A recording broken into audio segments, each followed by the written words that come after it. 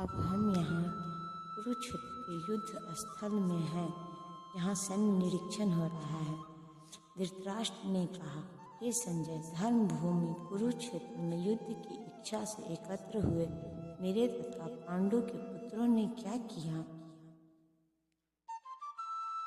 धर्म क्षेत्र शब्द सार्थक है, क्योंकि कुरुक्षेत्र के युद्ध स्थल में अर्जुन के पक्ष में श्री भगवान स्वयं उपस्थित थे।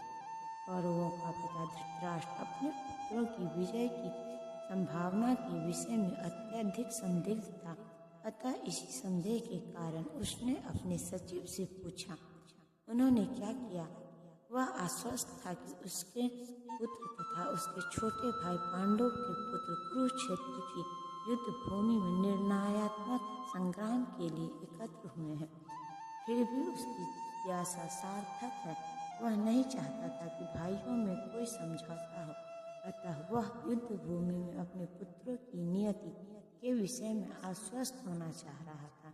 चूँकि इस युद्ध को कुरुक्षेत्र में लड़ा जाना था, जिसका उल्लेख वेदों में स्वर्ग के निवासियों के लिए भी तीर्थ स्थल के रूप में हुआ है, अतः धृतराष्ट्र अत्यंत भयभीत था कि इस पवित्र स्थल का युद्ध के परिणाम पर न जाने कैसा प्रभाव पड़े। उसे भलीभांति ज्ञात था कि इसका प्रभाव अर्जुन तथा पांडु के अन्य पुत्रों को अत्यंत अनुकूल पड़ेगा, क्योंकि स्वभाव से वे सभी पुण्यात्मा थे। संजय श्री व्यास का शिष्य था, अतः उनकी कृपा से संजय धृतराष्ट्र के कक्ष में बैठे बैठे कुरुक्षेत्र के युद्ध स्थल का दर्शन कर सकता था। इसीलिए धृतराष्ट्र ने उससे युद्ध स्थल की स्थिति के विषय में पूछा। पांडव तथा धृतराष्ट्र के पुत्र दोनों ही एक वंश से संबंधित हैं, किंतु यहाँ पर धृतराष्ट्र के वाक्य से उसके मनोभाव प्रकट होते हैं। उसने जानबूझकर अपने पुत्रों को कुरु कहा और पांडु के पुत्रों को वंश के उत्तराधिकारी से विलग कर दिया। इस तरह पांडु के पुत्रों अर्थात अपने भतीजों के साथ धृतराष्ट्र की विशिष्ट मनः स्थिति समझी जा सकती है।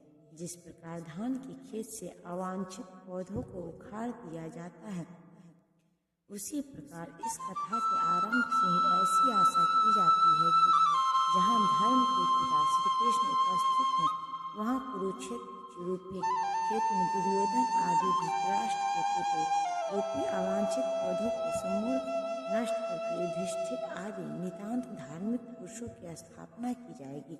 यहाँ धर्म क्षेत्र तथा कुरुक्षेत्र शब्दों की उनकी ऐतिहासिक तथा वैदिक महत्ता के अतिरिक्त यही सार्थकता है। संजय ने कहा, हे राजन, पांडु पुत्रों द्वारा सेना की व्यूह रचना देखकर राजा दुर्योधन अपने गुरु के पास गया और उसने ये सब कहे। धृतराष्ट्र जन्म से अंधा था। दुर्भाग्यवश वह आध्यात्मिक दृष्टि से भी वंचित था। वह यह भी जानता था कि उसके समान उसके पुत्र भी धर्म के मामले में अंधे हैं, और उसे विश्वास था कि वे पांडवों के साथ कभी भी समझौता नहीं कर पाएंगे, क्योंकि पांचों पांडव जन्म से ही पवित्र थे। फिर भी उसे तीर्थ स्थान के प्रभाव के विषय में संदेह था। इसीलिए संजय युद्ध भूमि की स्थिति के विषय में उसके प्रश्न के मंतव्य को समझ गए। अतः वह निराश राजा को प्रोत्साहित करना चाह रहा था। उसने उसे विश्वास दिलाया कि उसके पुत्र पवित्र स्थान के प्रभाव में आकर किसी प्रकार का समझौता करने नहीं जा रहे हैं। उसने राजा को बताया कि उसका पुत्र दुर्योधन पांडवों की सेना को देखकर तुरंत अपने सेनापति द्रोणाचार्य को वास्तविक स्थिति से अवगत कराने गया। यद्यपि दुर्योधन को राजा कहकर संबोधित किया गया है, तो भी स्थिति की गंभीरता के कारण उसे सेनापति के पास जाना पड़ा। अतएव दुर्योधन राजनीतिज्ञ बनने के लिए सर्वथा उपयुक्त था, किंतु जब उसने पांडवों की व्यूह रचना देखी तो उसका यह कूटनीतिक व्यवहार उसके भय को छिपा न पाया। ये आचार्य, पांडव पुत्रों की विशाल सेना को देखे, जिसे आपके बुद्धिमान शिष्य द्रुपद के पुत्र ने इतने कौशल से व्यवस्थित किया है। परम राजनीतिज्ञ दुर्योधन महान ब्राह्मण सेनापति द्रोणाचार्य के दोषों को इंगित करना चाहता था। अर्जुन की पत्नी द्रौपदी के पिता राजा द्रुपद के साथ द्रोणाचार्य का कुछ राजनीतिक झगड़ा था। इस झगड़े के फलस्वरूप द्रुपद ने एक महान यज्ञ संपन्न किया, जिससे उसे एक ऐसा पुत्र प्राप्त होने का वरदान मिला जो द्रोणाचार्य का वध कर सके।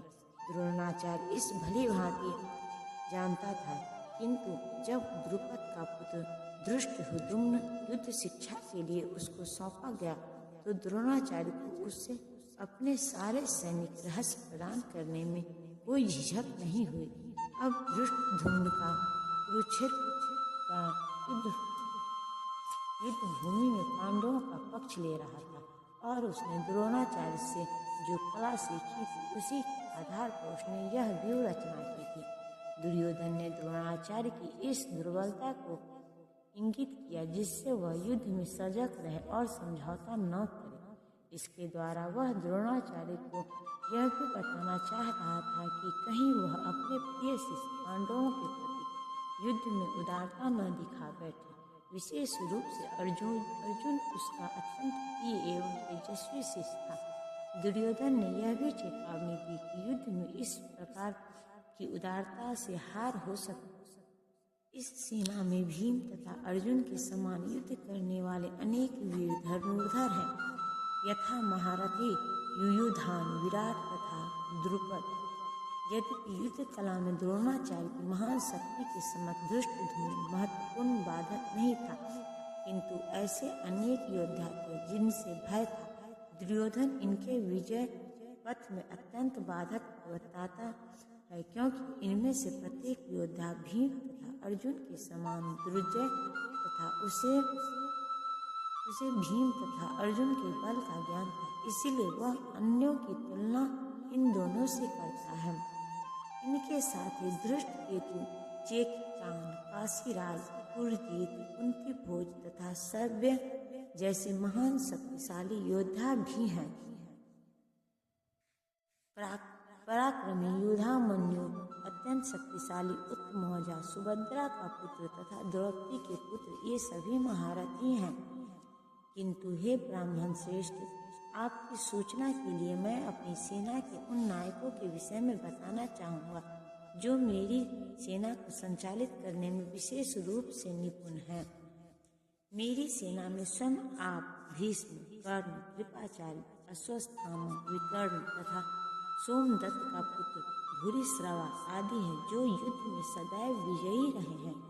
दुर्योधन उन अद्वितीय युद्धवीरों का उल्लेख करता है जो सदैव विजयी होते रहे हैं। विकर्ण दुर्योधन का भाई है, अश्वत्थामा द्रोणाचार्य का पुत्र है और सोमदत्ती या भूरिश्रवा वाहिकों के राजा का पुत्र है।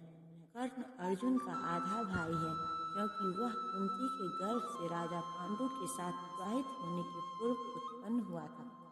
कृपाचार्य की युवा बहन द्रोणाचार्य को ब्याही थी। ऐसे अनेक वीर भी हैं जो मेरे लिए अपना जीवन त्याग करने के लिए उद्यत हैं। वे विविध प्रकार के हथियारों से सुसज्जित हैं और युद्ध विद्या में निपुण हैं। जहाँ तक अन्यों का यथा जयद्रथ, कृतवर्मा तथा शल्य का संबंध है, वे सब दुर्योधन के लिए अपने प्राणों की आहुति देने के लिए तैयार रहते थे। दूसरे शब्दों में यह पूर्व निश्चित है कि वे अब पापी दुर्योधन के दल में सम्मिलित होने के कारण कुरुक्षेत्र के युद्ध में मारे जाएंगे। निसंदेह अपने मित्रों की संयुक्त शक्ति के कारण दुर्योधन अपनी विजय के प्रति आश्वस्त